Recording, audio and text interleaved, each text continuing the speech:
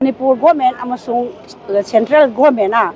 beti bachao beti parao haina phajaba scheme ase kaimta sanadre Manipur dadi akhoi handal jiri bamda akhoi gi nupi ahum angang ahum yamna minungsi leitana hat kiba yenghai daba mayam se ubu matamda akhoi se thamoi sokna nuaite aduna akhoi na hantang taruk tagi ngasi bauda akhoi chara hembagi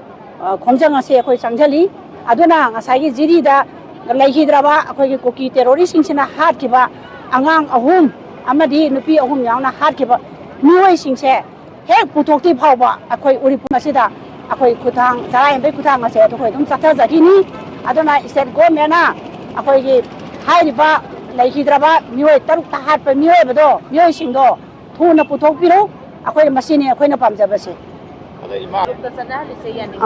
adagi maruina akhoi Manipur da aspa inau nauna akhoi state government na sanali bache mase akhoi suya yaningde masi ju sanam biganu sini akhoi na pamjaba akhoi na haijaning bade uji pale ba government sida